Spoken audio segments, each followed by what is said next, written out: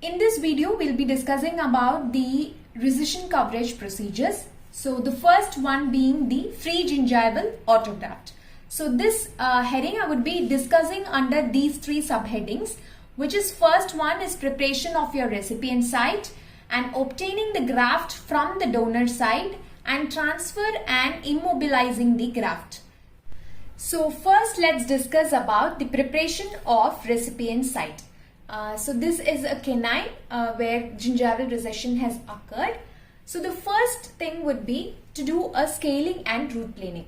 So this is done to remove the soft cementum, plaque and calculus which is adhered to the root surface will be removed in this step.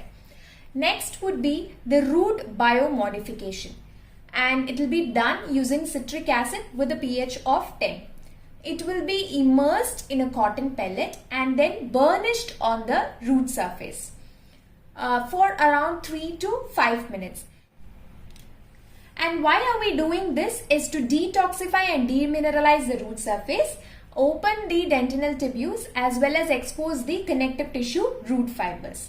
And this is done to prevent the apical migration of epithelium and to enhance the attachment and to provide a clot stability. Next, coming to the incisions. So incisions, basically we will give a horizontal incisions in the interdental area above the CEJ, and the vertical incisions will be given along the line angles of the adjacent teeth. Okay, then this tissue over here will be retracted and excised, thereby creating a periosteal connective tissue bed. An aluminum foil will be placed on this recipient site and then a template would be made to basically get the pattern of the graft. Now that we have prepared the recipient site, we're going to obtain the graft from the donor site to place it onto the recipient site. So the first technique here I'll be discussing about the classic or the conventional gingival graft technique, and then about three variants of obtaining the graft from the donor site.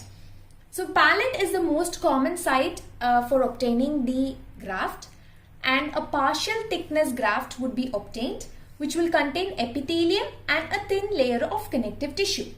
So the ideal thickness of the graft should be 1 mm and 1.5 mm.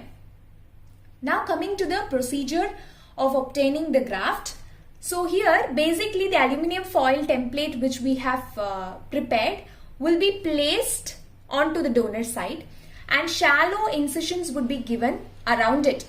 Once it's done, at one edge alone a deep incision would be given and a tissue forceps will be used to hold this edge, and the whole of the graft would be excised and retracted.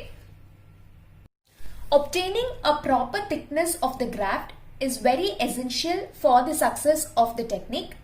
So the graft should not be too thin. If it becomes very thin, then it can get necrosed easily and expose the recipient site.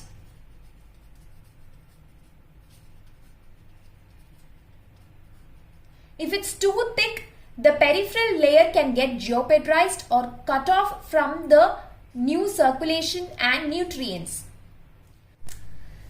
So obtaining an ideal thickness is quite important to permit diffusion of fluid from the recipient site. So if at all the graft obtained is quite thick, we can place between two wet wooden depressors and then place a 15C blade and section it longitudinally.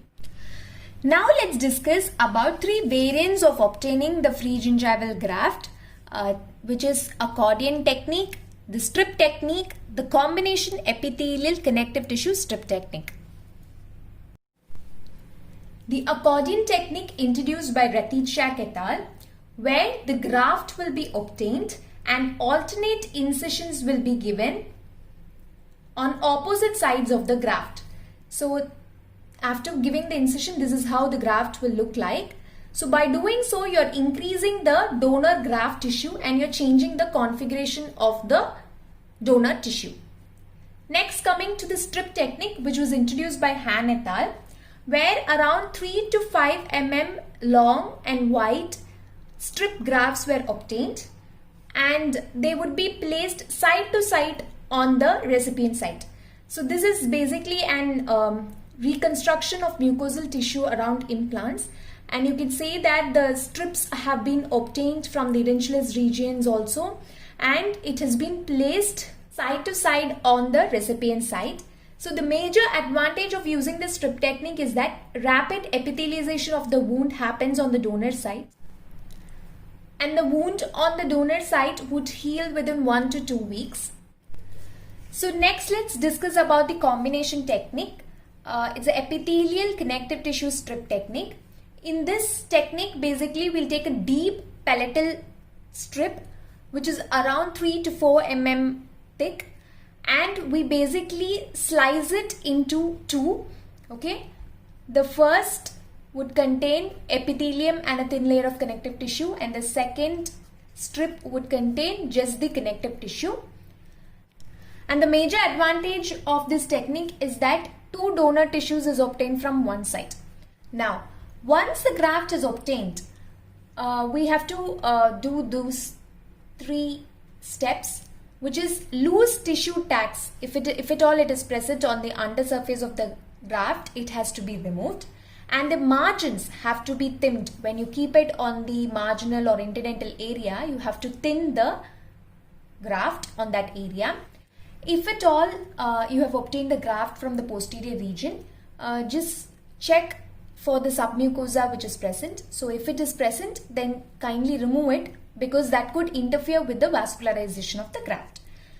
Then coming to the third subheading, which is transfer and immobilizing the graft. You could see that excess blood clot, if it's there, then remove it. Then position the graft from the donor site onto the recipient site, and avoiding any dead space between the graft and the recipient site.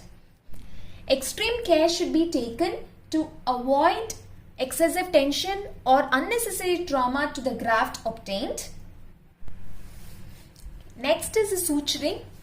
So first, the tracking sutures have to be placed. That is which I have given in black. Okay, so this is actually given for initial stabilization of the graft onto the recipient site. Then you can do this specialized suturing technique. So after suturing, a periodontal pack can be given on the recipient side. The same can be given on the donor side. A periodontal pack can be given along with a Hawley's retainer just to hold the pack. So the major disadvantages when it comes to the free gingival autograft would be aesthetic color discrepancies, which you can see on the grafted area when compared to your adjacent area. It will have a lighter color. Thank you.